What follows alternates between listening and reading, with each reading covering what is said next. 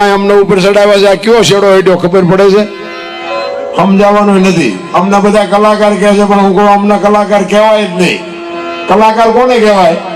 કોઈક 8-10 વર્ષનું છોકરું અનાથ હોય અને એની આપણને દયા આવે કે આના મા બાપ નથી, આને ઘર નથી, આને ધંધો નથી, આપણે આને ઉછેરીને મોટું કરી અને કોઈક મોટું કરે અને આપણો પોતાનો દીકરો હોય ઉછેરીને મોટો કરી એને ભણાવી એના લગ્ન કરી અને પછી આપણો પૂરો વિશ્વાસ કેળવી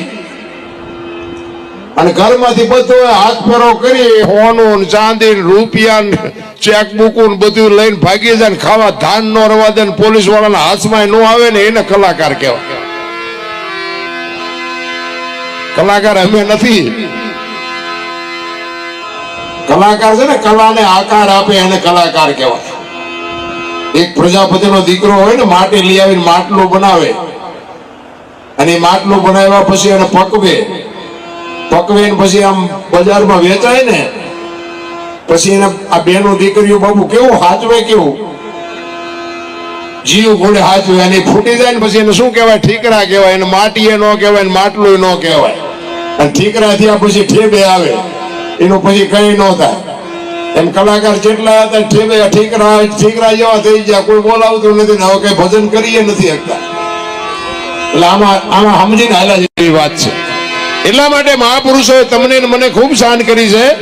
હનુમાનજી મહારાજ બાપુ તમે વિચાર કરજો. હું તો એમ કહું આ બહેનોની આટલી બધી સંખ્યા છે ને, બહેનોને ખાસ કહું કે હારા સંતાન માટે બાપુ હારી માં જોવે. એમના હારા સંતાન કોઈથી થાય નહીં. ધરાવીને દાન નો નીપજે, કોડું માડું નો હોય, જેલ જકરા નીપજે, જેની જનેતા હોતલ હોય. હારી મા વગર બાપુ હારા દીકરા કોઈથી ન થઈ શકે.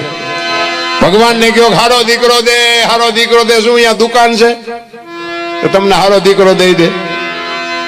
હારા દીકરા જોતા હોય ને બાપુ, ઉદરમાં સંતાનનો વિકાસ થતો હોય અને રામાયણ ગીતાના 5-5 પાના વાંચો, જો આપને ટેકો દેવું સંતાન નો થાય તો આપણે ભજન ગાવાનું બંધ કરી દઈએ.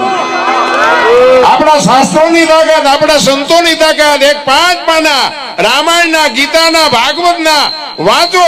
છત્રપતિ શિવાજી મહારાજ જીજાબાઈના ઉદરમાં હતો તેથી રામાયણ ને ગીતા ઓગાળીને ફાઈ દીધી હતી માએ. એવી માને ખુમારી જોય. પછી દીકરો હોય કે દીકરી હોય એને ખબર જ હોય કે મારું સંતાન કોઈ દી માએ કાંગળું ન પાકે. એવી માને બાપુ ખુમારી જોય.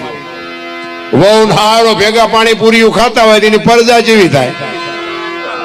એમાં હું દીકરાની આપણે રાહ જોવાની. ગોપીચંદ ને ભરતની વાતો ન હોય રામ.